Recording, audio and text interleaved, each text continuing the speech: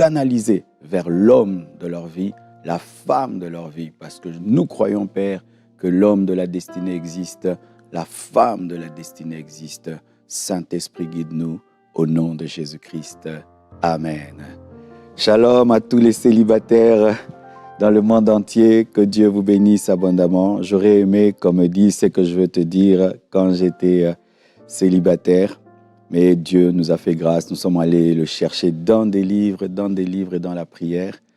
Il y a tellement de choses à dire au sujet du choix du conjoint. Mais je vais aborder quelque chose dont on parle rarement, que j'ai découvert par la grâce de Dieu, et j'espère que cela va te bénir.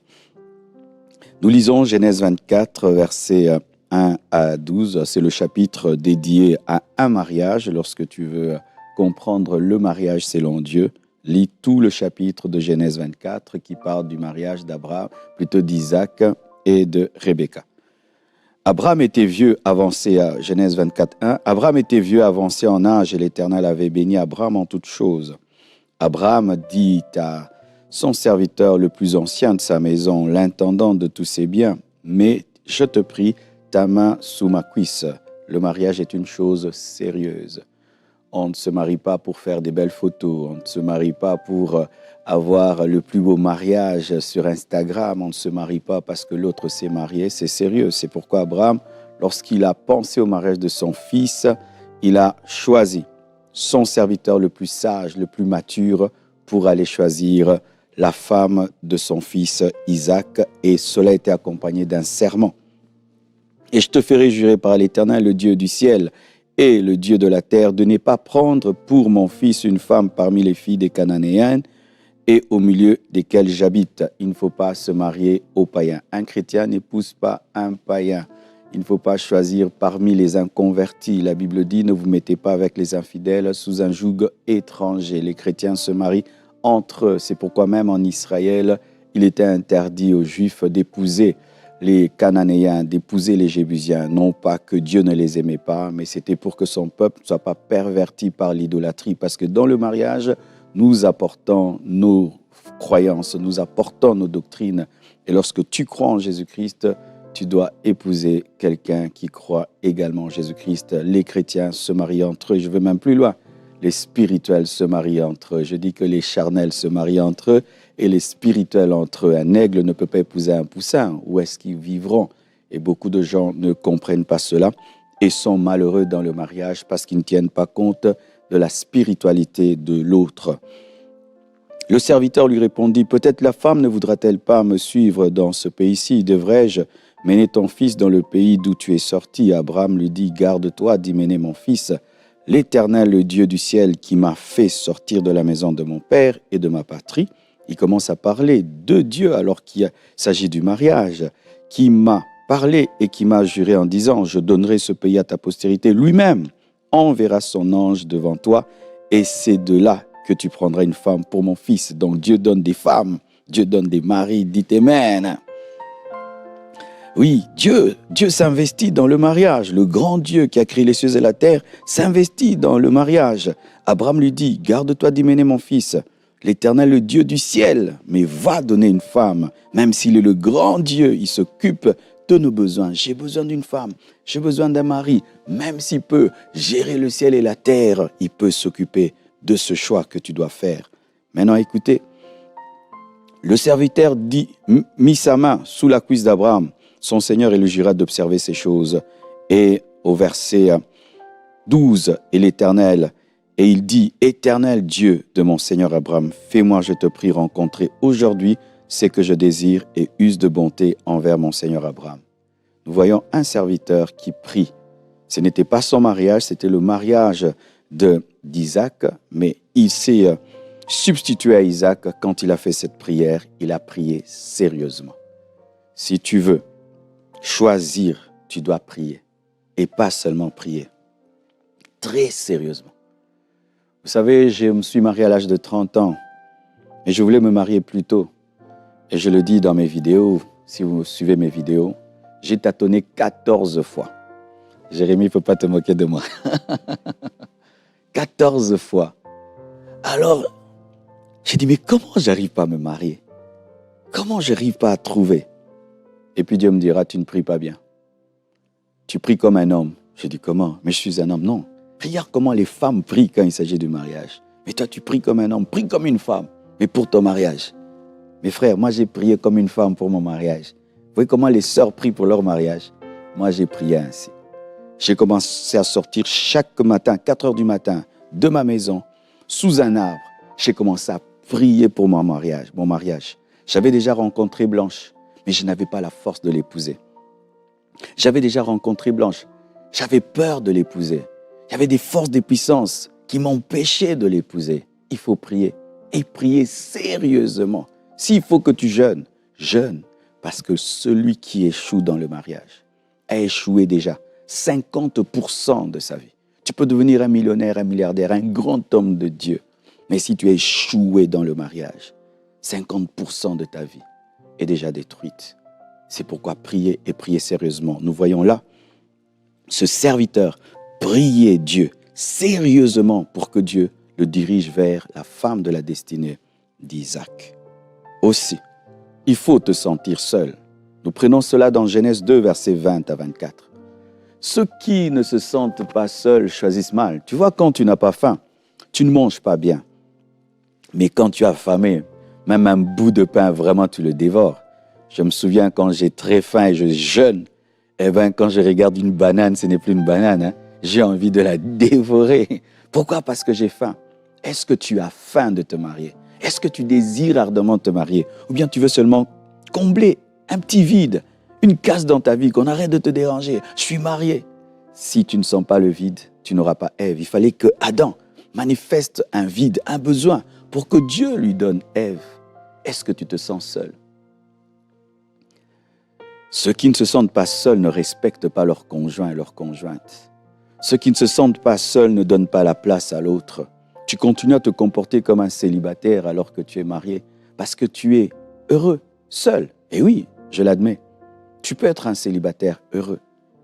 Mais lorsque tu veux te marier, tu dois devenir un célibataire malheureux, où tu es fatigué de la joie du célibat, du bonheur du célibat, et tu aimerais cheminer avec quelqu'un.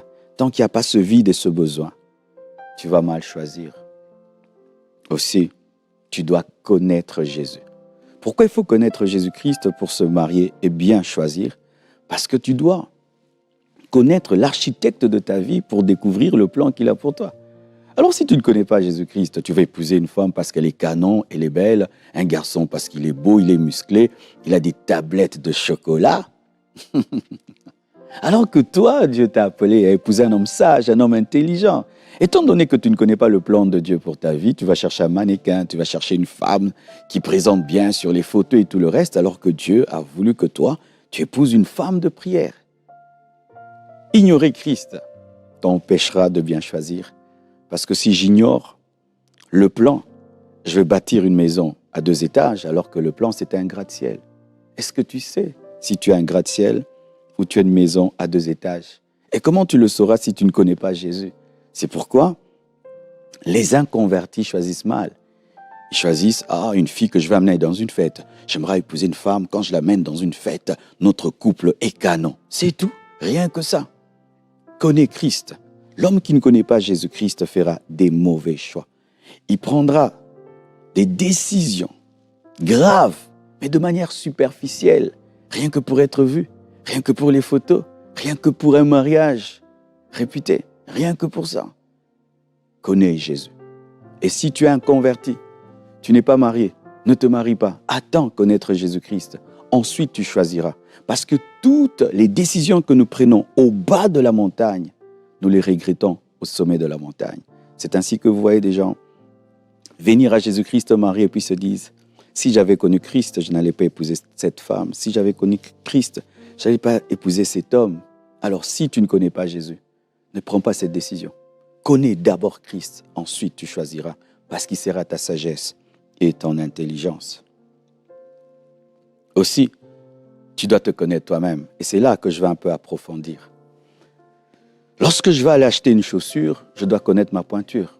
La plupart des temps, lorsque nous allons dans un magasin pour acheter une chaussure, je sais que moi, par exemple, je chausse du 40.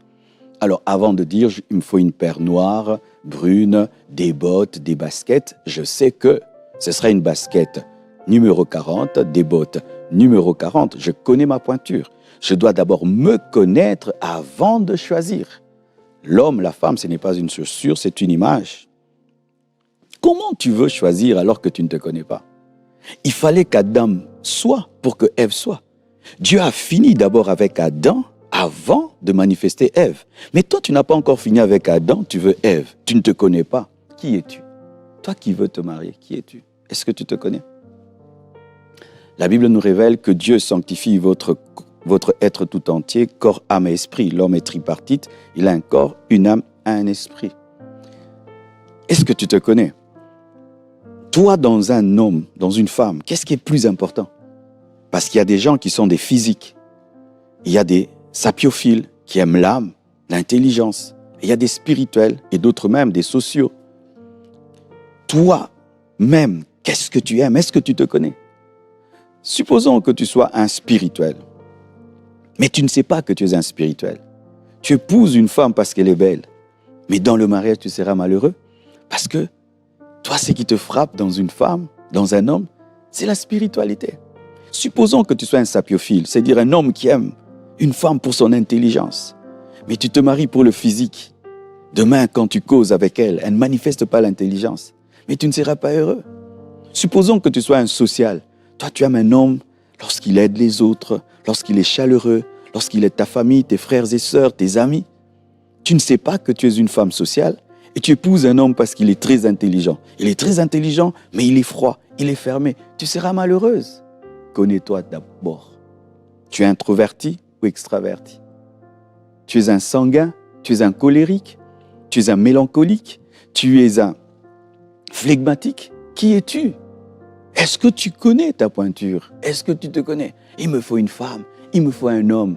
Mais cet homme-là qui veut une femme, un homme, qui est-il? Qui es-tu? Est-ce que tu te connais? Parce que tu risques de te connaître, de te découvrir dans le mariage. Et là, tu as déjà fait un engagement. C'est ainsi que tu vois un garçon se marier à une fille parce que papa veut que cette fille-là, qui est très intelligente, devienne sa femme parce qu'elle est médecin. Alors que toi, tu aimes une femme serviable. C'est une femme médecin. Elle est très intelligente, mais elle n'est pas serviable. Toi, ton rêve, c'est une femme qui aide les pauvres, qui aide les malheureux. Ton bonheur, c'est ça, mais tu ne le sais pas. Prends le temps de te connaître. Nous faisons beaucoup de voyages en dehors de nous. Tu vas à Paris, tu vas à Bruxelles. Mais est-ce que tu fais des voyages intérieurs pour savoir qui tu es? Qu'est-ce que tu aimes? Et quand je dis qu'est-ce que tu aimes et qu'est-ce que tu es, ce n'est pas des choses que tu forces. Des choses que tu aimes. Que Dieu t'a créé ainsi. C'est comme un poisson dans l'eau. C'est comme un oiseau qui vole. Qu'est-ce que tu aimes? Qui es-tu? Tant que tu ne le sais pas, tu choisiras mal. Un jour, j'ai eu cette vision. J'étais célibataire. J'entre dans un magasin et dès que j'entre, j'étais vraiment pressé, très pressé. Je vois une belle paire de chaussures, je l'ai prise. Et puis, je commence à sortir. J'arrive au niveau du comptoir, je paye. De la caisse, je paye. Quand j'arrive au fond du magasin, c'était vers la porte de sortie. Je vais sortir et je vois une autre chaussure. C'était elle. Tout en moi disait, je suis entré dans ce magasin pour cette chaussure. Mais j'avais déjà une autre chaussure dans mes mains. Et dans ce magasin, il y avait un principe. Toute marchandise vendue ne peut pas être remise, rendue. Et j'étais là, j'ai dit, j'ai choisi trop tôt.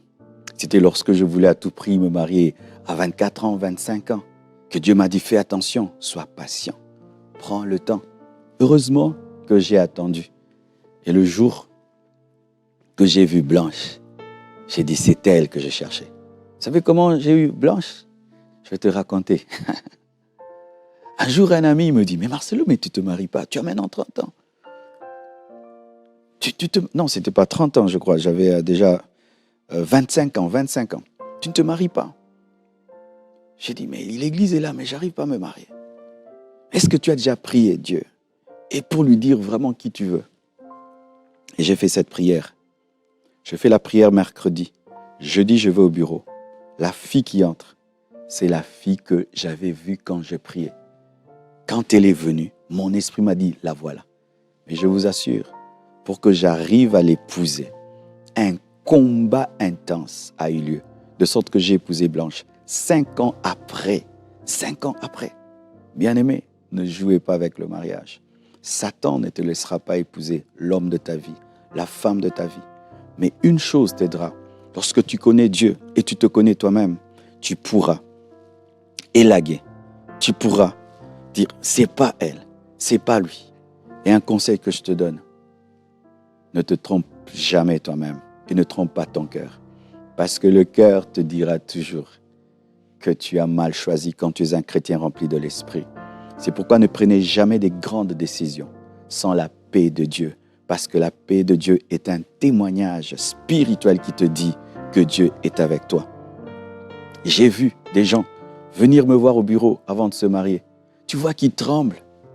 Ils ont le visage du divorce, mais ils veulent se marier. Et puis tu lui poses la question, tu veux vraiment l'épouser? Pasteur, je l'épouse. Mais frère, tu ne vas pas en guerre. Hein? Tu as un visage malheureux. Vous vous chamaillez même avant d'entrer dans le bureau du pasteur. Mais vous vous mariez malgré ça. Alors qu'au-dedans de vous, vous ressentez que vous avez peur. Comment tu peux te marier, tu as peur? Comment tu peux te marier, tu trembles, tu n'as pas de joie? Lorsqu'on a trouvé, on est heureux. On aimerait vite habiter avec cet homme, avec cette femme. Mais toi, tu t'avances devant l'estrade en paniquant, en ayant peur.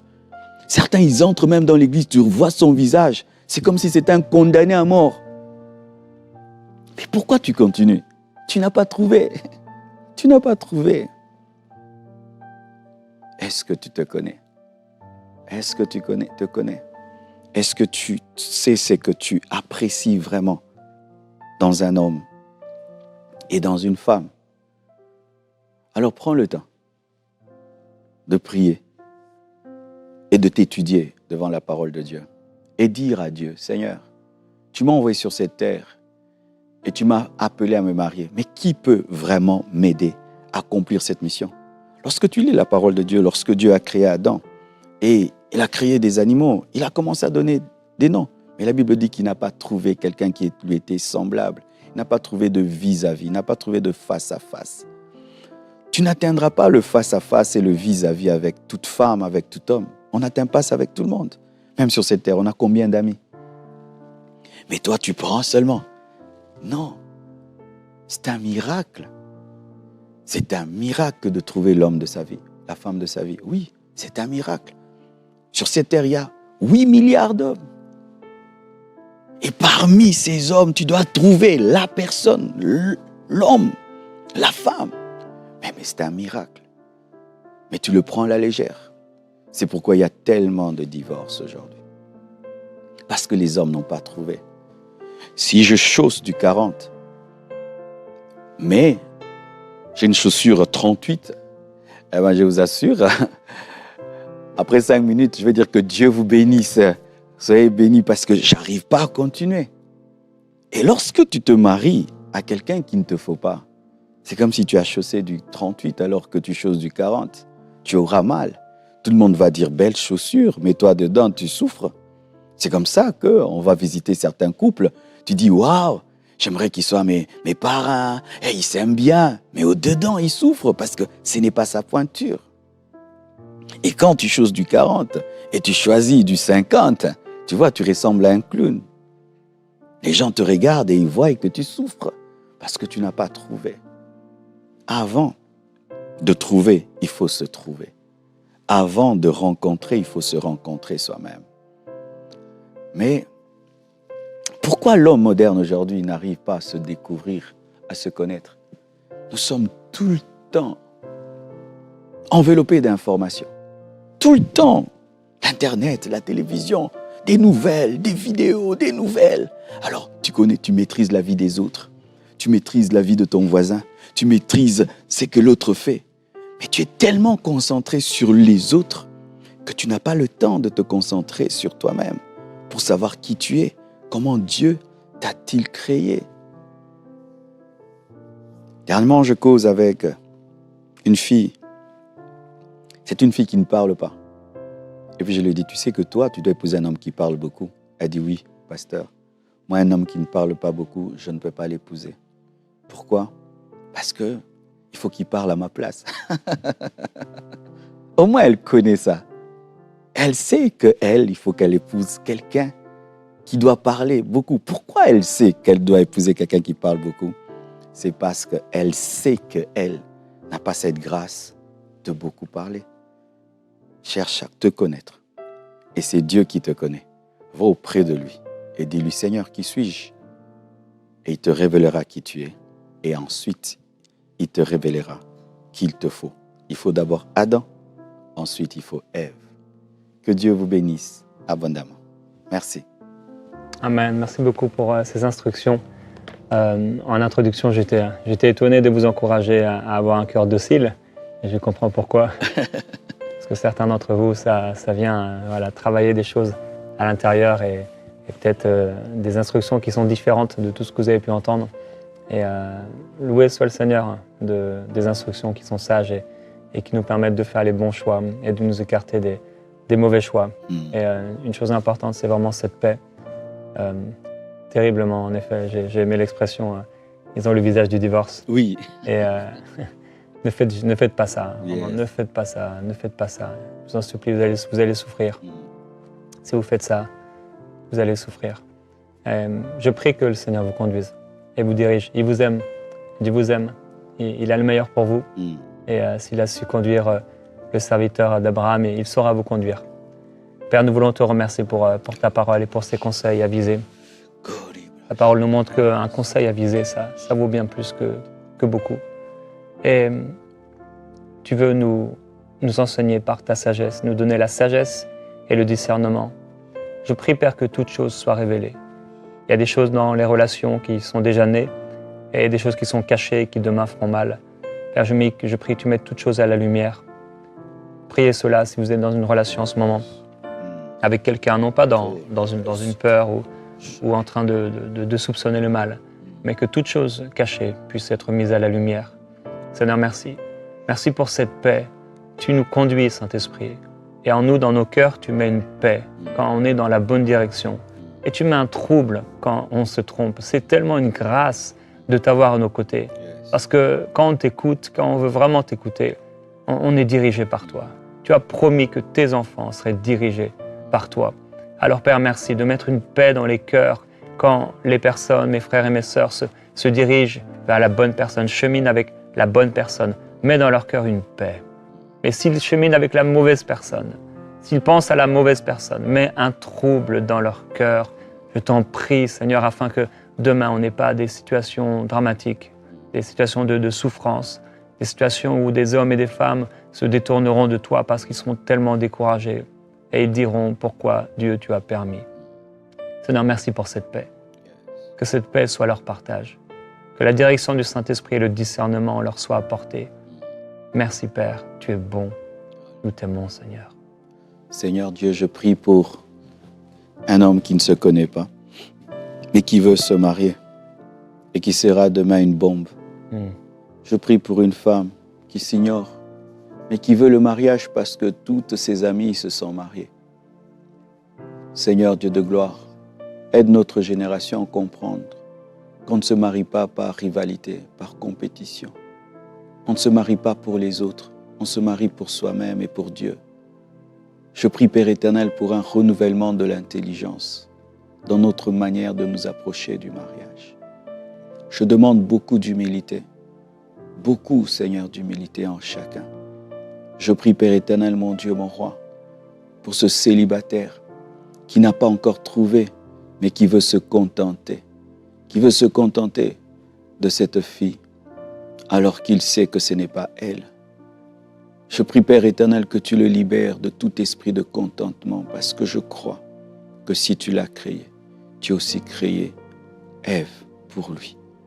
Père Tout-Puissant, je chasse au nom de Jésus-Christ les forces de ténèbres qui poussent les fiancés à tomber dans l'impudicité, afin de déclencher l'amour. Oh Dieu, mon frère sache que l'impudicité ne fera pas grandir l'amour, mais va déclencher l'aversion. Lorsque Amnon a connu Tamar, il a haï davantage. Fais très attention. Ne crée pas l'amour. Ne force pas l'amour en te disant si nous couchons ensemble, alors je l'aimerai. Si ton cœur n'est pas attaché à cette fille sans le sexe, ne pense pas que le sexe va vous attacher. Détrompe-toi, cette décision n'est pas de Dieu. Et tu vas te marier à cause d'un plaisir sexuel sans que cela ne soit la volonté de Dieu. Satan fermera tes yeux au travers de cet acte et tu perdras le discernement et tu penseras que c'est elle alors que ce n'est qu'un plaisir qui t'a poussé à détruire toute ta destinée. Seigneur, préserve tous ces fiancés de l'impudicité. Préserve-les de briser, Seigneur Dieu de gloire, les principes de ta parole. Au nom de Jésus-Christ de Nazareth. Au nom de Jésus-Christ de Nazareth. Que Dieu te donne la sagesse. Que Dieu te donne l'intelligence pour choisir selon lui, pas selon toi, car il te connaît mieux que toi-même. Au nom de Jésus. Au nom de Jésus. Dans l'Ancien Testament, il est écrit que lorsqu'il y a eu le nouveau temple, les anciens qui avaient connu le temple précédent pleuraient, mais les nouveaux étaient heureux de ce nouveau temple. Et je crois qu'il y a plusieurs personnes, vous avez eu des rencontres dans le passé, des déceptions. Et le fait que vous regardiez en arrière ne vous permet pas de voir ce qui est, ce que Dieu fait et ce que Dieu va faire. Alors, je vous encourage à regarder en avant et à pouvoir prier cette prière. Seigneur, je veux me détacher de toute relation passée. Je veux couper tout lien avec toute personne qui n'était pas ton plan. Et au nom de Jésus-Christ, déclarez-le avec moi par la foi, au nom de Jésus, je coupe tout lien avec toute personne qui n'était pas reliée à ma destinée, afin d'embrasser, de recevoir ce que le Seigneur a pour moi. Je reçois ma destinée, je reçois l'homme, la femme de ma destinée dans le nom du Seigneur. Et je le fais avec joie. J'accepte de renoncer à cette personne qui n'était pas selon le plan de Dieu. J'accepte de renoncer à cette relation qui s'est mal passée, qui a mal terminé, j'aurais peut-être voulu qu'elle continue. Mais Seigneur, j'accepte ton plan et j'accepte ce qui s'est passé. Merci Seigneur Jésus pour la page nouvelle que tu écris à ma place. Amen.